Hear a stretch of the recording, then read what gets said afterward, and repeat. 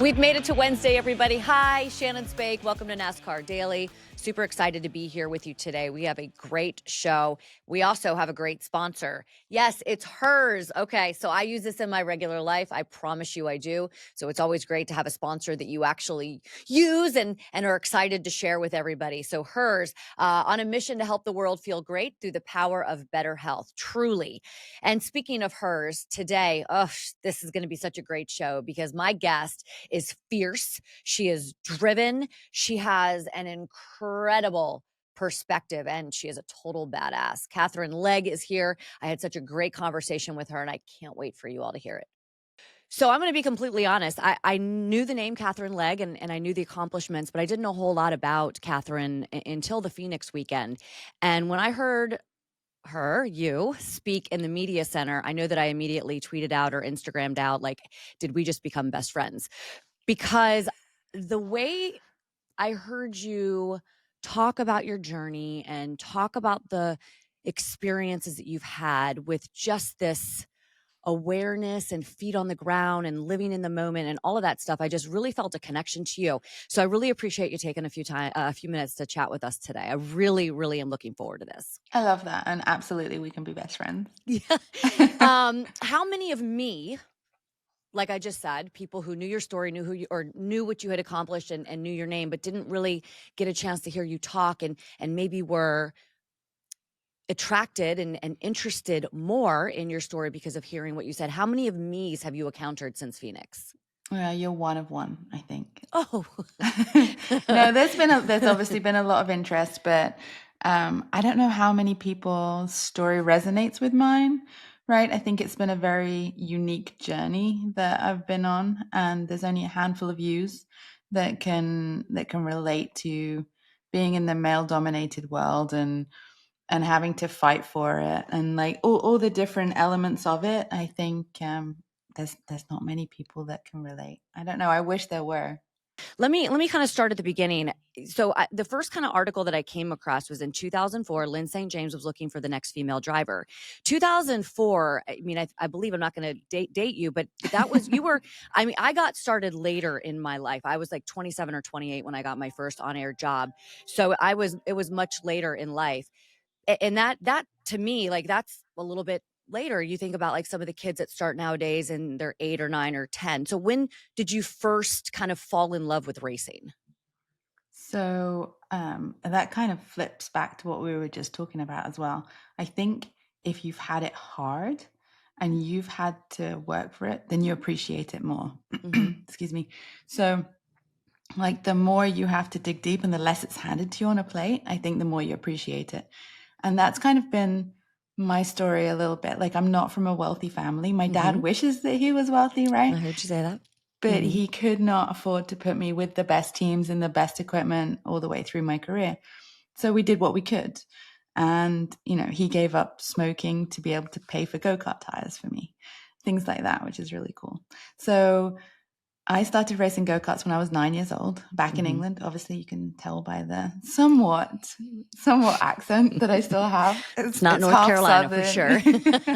It's kind of half Southern, half English, like mid-Atlantic somewhere. So I actually heard an interview with Lee Diffie that we did in 2004, I think it was, just a couple of days ago, and I sounded so English. I can't get over how much my voice has changed. Anyway, I digress. So go-kart racing since the age of 9, and I loved it. I was good at it. I won championships. I won races. I wanted to be a race car driver. I didn't know that being a race car driver was possible because there were no women race car drivers. I mean, we had Janet Guthrie and Lynn St. James here, but in England, we didn't really. We had nobody. We had the occasional one who did a Grand Prix and like Lella Lombardi, but that was like way before my time. So how did you even like, I mean, if you had no examples, like how did you even say like, hey, Dad, I want to jump in this thing and try to race this thing at 9 years old? Like, where did that kind of come from, that moment? Well, I think I was always a little bit of I was wired differently. I was a little bit of a tomboy. I was a little bit of an adrenaline junkie, and I wanted to do all the fast, scary stuff, right? And I loved go-karting. It gave me something to focus on. I feel very blessed. Honestly, I know that sounds like a cliche, But there's a lot of people who don't have direction, right? There's a lot of people who don't know what they want to be when they grow up or don't find something that they love. And I loved racing with every ounce of me. I loved the competition with myself, with other people. I loved the driving and the speed and the adrenaline. I loved the engineering. I loved like literally every aspect of it. And I still do, which is why I'm still driving, I guess. That's right. And I know like some people are car people, some people are racing people. For me, it was racing. So it kept me out of trouble. It gave me something to focus on. And for good or for bad, right? I think I just don't give up. I just have that tenacity. Like I am not going to be beaten. Same after Phoenix. I'm not going to be beaten. So I think that kind of mindset's just kept me going, kept me plugging away all these years. Quickly, I don't want to keep you much longer, but I I, I want to know what's been the most beautiful part of your journey and what's been the hardest part of your journey. I think one of the most beautiful parts is the people and the friends that you meet along the way and the relationships that you have. Mhm. I will say sharing the journey with my dad has been super special. You know, makes me want to cry a bit, but That's he's fine. been there since I was 9 years old. Well, he's been there the whole time, but Yeah. like racing is as much his thing as it is mine, and I feel like we share that. And then I've met some wonderful people, and I have a great life because of it. And so I think it's a lot. A lot of it is relationship based. And then the struggle, what's been the Oh, the struggle. and I guess that's like the proudest thing that you've overcome, right? We can spin it in a positive way. It doesn't have to necessarily be like oh my goodness, this is so hard for me to do it. Like, but what is the one thing that maybe you're most proud of that you've overcome because it was the hardest thing for you to overcome? I think still being here 20 years later, probably with all the hard things that I've overcome. You know, I broke both of my legs in a LMP2 car and a sports car. Oh my I goodness.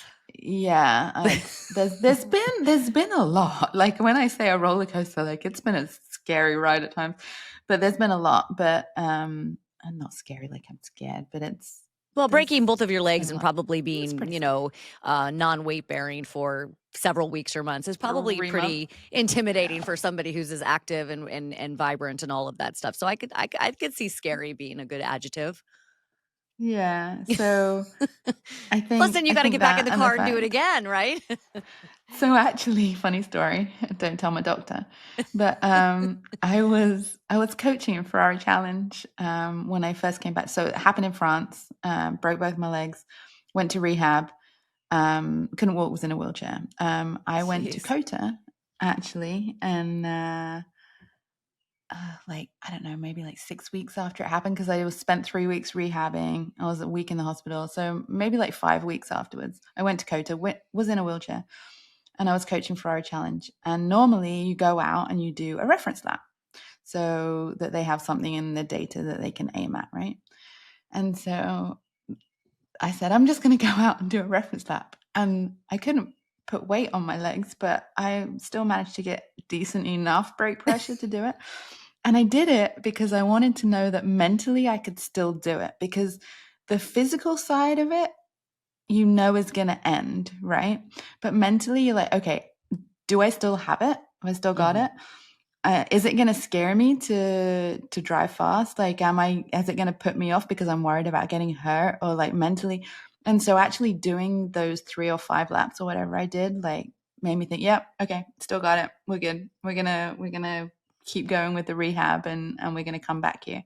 And that gave me more motivation and more power to do all the things that I needed to do to get back. My goodness, I love it. And like all of this, like what's so amazing, I think, when I hear you talk is there's all this power and all this energy and all this like all these like you said balls, right? Like when you talk, there's so much grace and there's so much patience and awareness and all of this stuff. And so that there's this other side to Katherine Legge when she gets in that car and puts on that helmet that just probably flips a switch. Do you think so?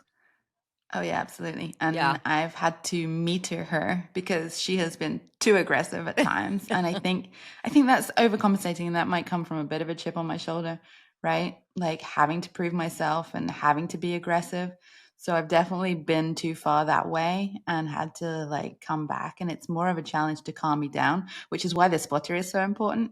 Because if I have like cool cucumber, like keeping me metered, I'm okay. Otherwise, I'm like, I'm going to go and get that bastard. Yeah. We could like sit here and chat for hours and hours and hours. And again, I can't wait to see you back in NASCAR, and I hope it's a track that I'm at so that I can cover the weekend and properly kind of be part of that. I think it'd be really, really cool to see you back out there. Thank you. I would love that You're too. welcome. Thank you so much for this time, and I meant it. Glass of wine when you're in Charlotte, because I'd love to get to know you a little bit more. Yeah, same. So Okay. when I'll text you after this. Thank you. Thank you, Katherine. I appreciate it. Have a great day. Thank you, you too. See Okay. you. Bye. I get to talk to a lot of really cool people in this position, in this job, and Katherine is absolutely one of them. I promise you, we will be getting that glass of wine because I can't wait to get to know her a little bit better. I hope you guys enjoyed that conversation as much as I did. Katherine, thank you so much for joining us and chatting with us and sharing all those really cool stories. Mamba's here tomorrow. Kyle Larson, our most recent winner, is going to join us. Can't wait to hear that and hear how that goes down.